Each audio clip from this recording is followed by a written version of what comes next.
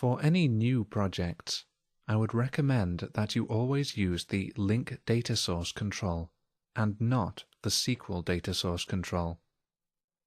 Link is Microsoft's newer and better technology.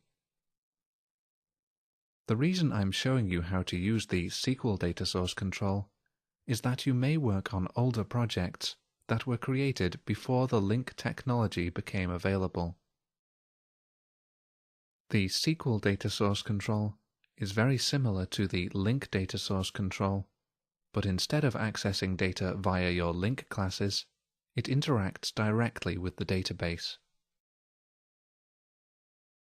To begin this lesson, open the Spark sample file from your Sample Files folder.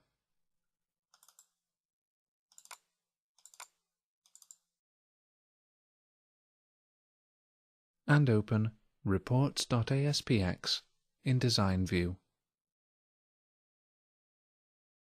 We are now going to add a SQL data source control to the page.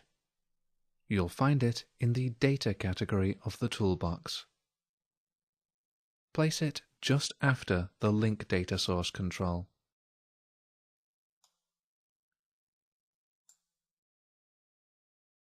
And set its ID property to SqlDataSource invoice.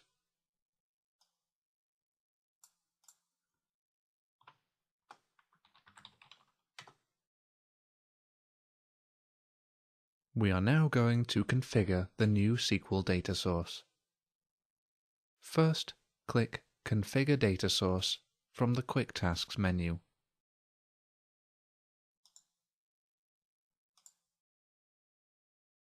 Now select Spark Connection String from the drop-down. The connection string tells the SQL data source control how to connect to your database. Visual Studio automatically added Spark Connection String to your web.config file when the database was added to the project. Click Next now.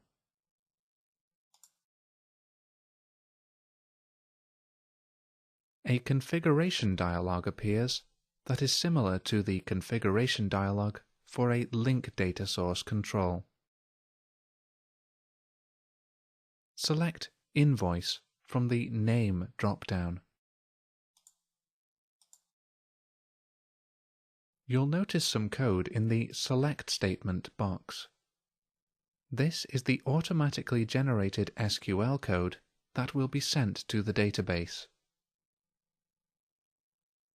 Click Order By now. A sorting dialog appears that is almost identical to the one for the link data source control. Set the SQL data source to sort by invoice date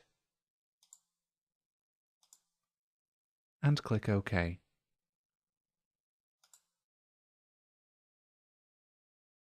You'll notice that some more SQL code has been added to sort the results. This SQL data source control now does exactly the same thing as the link data source invoice control on the page.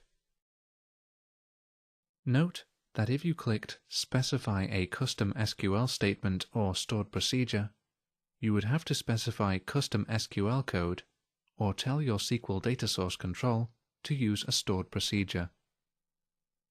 If you must use a SQL data source instead of a link data source, it is better to use a stored procedure than to specify custom SQL code.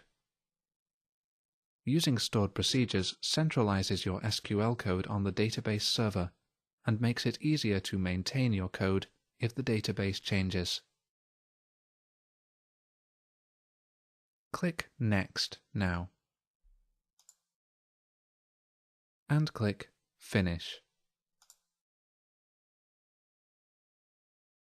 We are now going to make use of the new data source.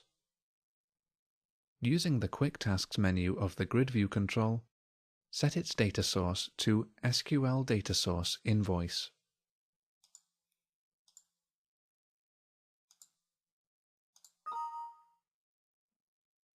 Click No when asked if you wish to refresh the fields. If you were to click Yes, you'd lose all of the formatting you applied earlier in this session. View the page in your browser now.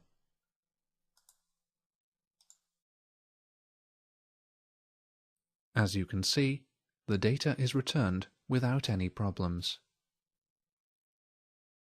Now click Edit and try to update one of the records.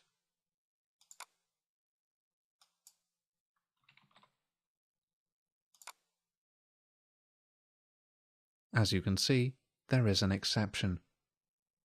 SqlDataSource controls can't update records unless you add SQL code to the control's Update Query property. Close your browser now. We are now going to switch back to using the Link Data Source control. Use the Quick Tasks menu of the Grid View control to change its data source back to Link Data Source Invoice. Remember to click No when prompted. Now delete the SqlDataSource Invoice control.